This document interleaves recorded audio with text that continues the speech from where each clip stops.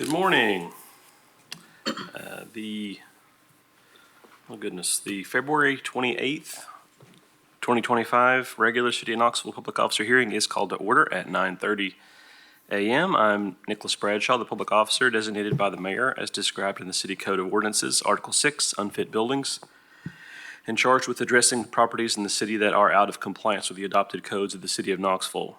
The adopted codes include the 2018 editions of the following. These are all international codes: fire, building, residential, plumbing, mechanical, fuel gas, existing building, energy conservation, swimming pool and spa, and property maintenance codes, as well as the 2017 edition of the National Electrical Code.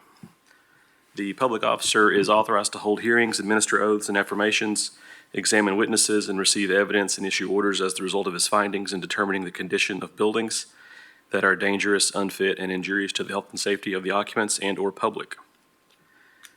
The procedure for the public officer is as follows. Each case will start with a report and presentation of evidence by officers representing various city departments. Today, this will primarily consist of, but is not limited to, evidence presented by Ms. Tracy Berry, Neighborhood Codes Enforcement Officer for the City of Knoxville.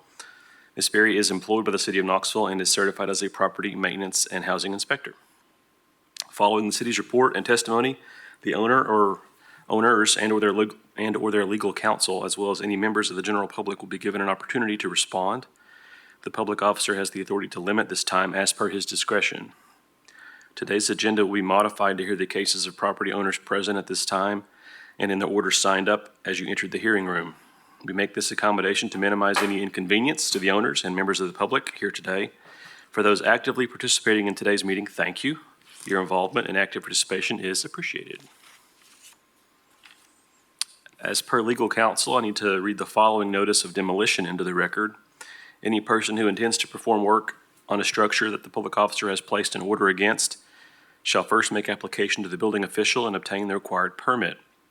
For orders issued by the public officer, please be aware that just obtaining permits and starting rehabilitation of a structure does not invalidate the city's power to take corrective action, such as demolition of a dangerous structure, regardless of the amount of work performed by the owner.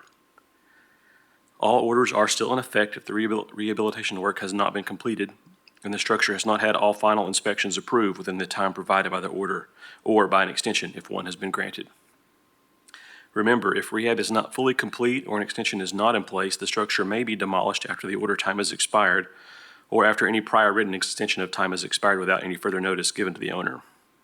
All right, are there any questions before we start and all participants are sworn in?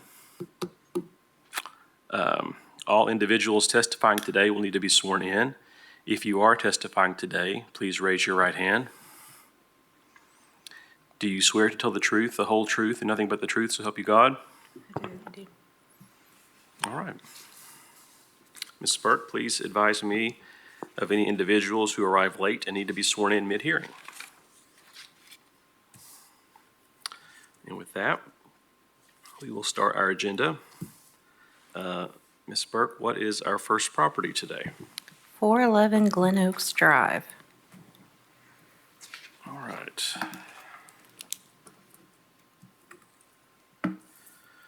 Okay.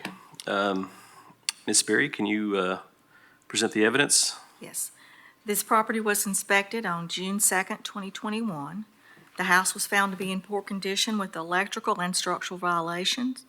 All utilities have been removed from the property, but the property has become the subject of several nuisance calls from the neighborhood.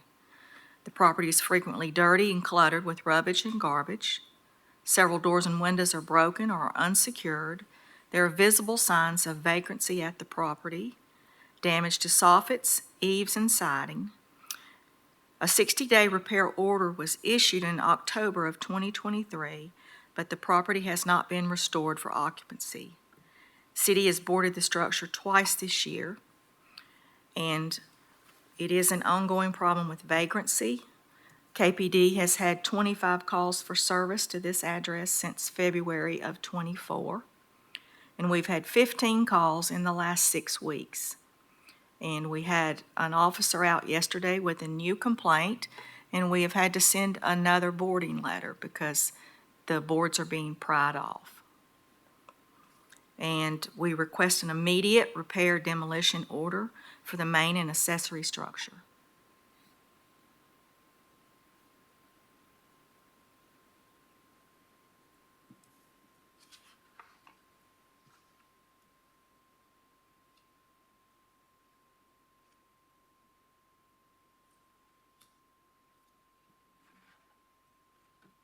I didn't have anything about an accessory structure on the sheet.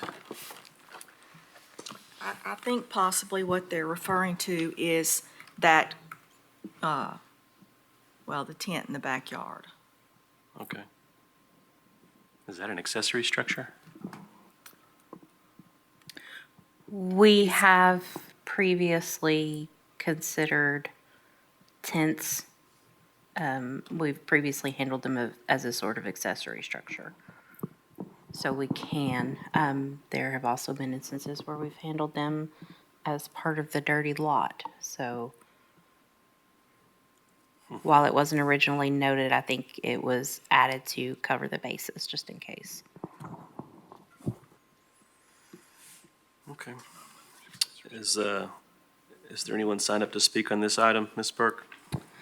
No, but we had a representative of the neighborhood who sent in a letter and asked it to be read into the record as her testimony, Ms. Lynn Siglin. Her letter states, "We are very concerned about 411 Glen Oaks and the negative effect it is having on our residents on that street and in our neighborhood due to the condition of the condemned building, both inside and out, combined with the visitors that come and go to 411 Glen Oaks. The residents have endured over a few years this situation, and it is not improving. Having concluded from formerly working for a nonprofit that helped people, there is a fine line between enabling and helping. Thank you for considering the demolition of 411 Glen Oaks."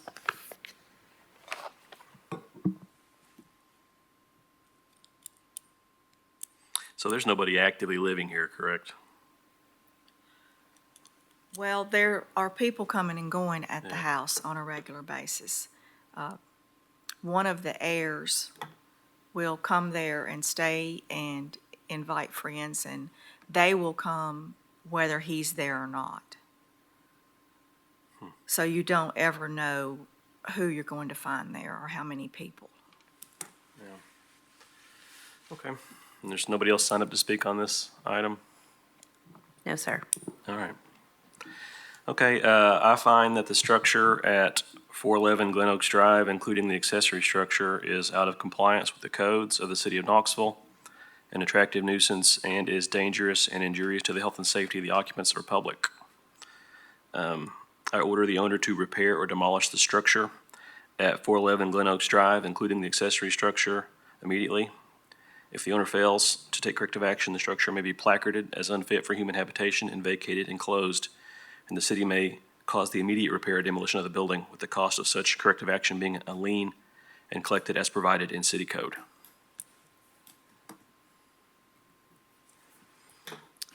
I presume that brings us to 1136 Massachusetts. Ms. Berry, if you could present the city's evidence. This property was originally inspected in July of 2021. House was found to be in poor condition and have visible signs of deterioration on all facades. The porch roof is damaged and sagging. Many windows and entry doors are damaged and unsecured. Utilities have been removed from the property.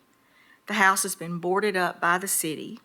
There are signs of vagrancy at the property, and currently no permits have been applied for to repair the house. We request a 90-day repair demolition order.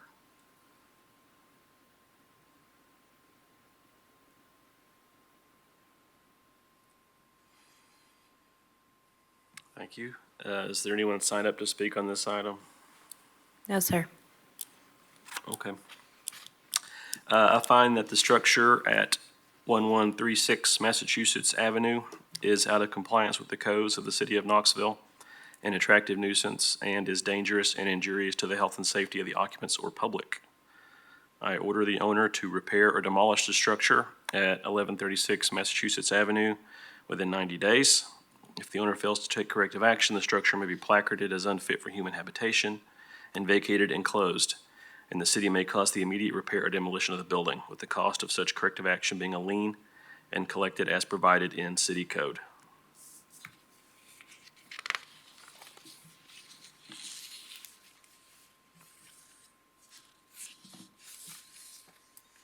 All right. Oh. We have some boardings. Yes. What's our first item here? 1713 Fair Drive. It was boarded 8/23/2024, and we request approval of the boarding charges. All right. No one signed up to speak on any of these? No, sir. Okay.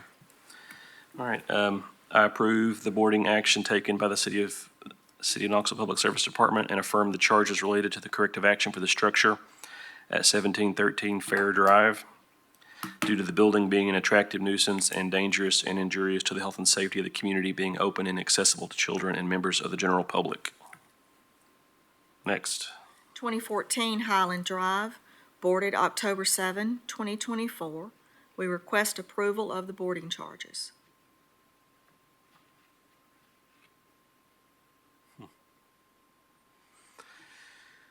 I approve the boarding action taken by the City Public Service Department and affirm the charges related to the corrective action for the structure at 2014 Highland Drive due to the building being an attractive nuisance and dangerous and injurious to the health and safety of the community, being open and accessible to children and members of the general public. Next item. 5301 North Ozark Road, boarded July 19, 2024. Request approval of the boarding charges.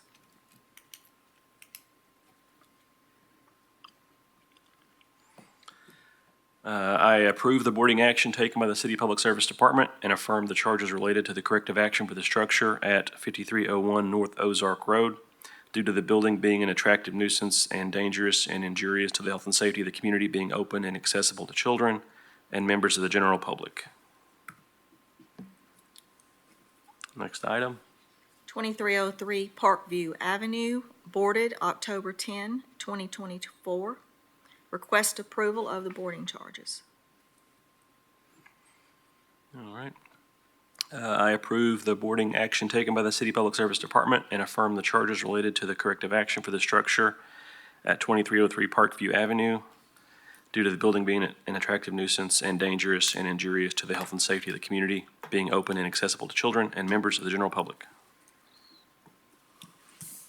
All right. Well, seeing no further business, I'll say our public hearing is adjourned at 9:43 a.m. Thank you.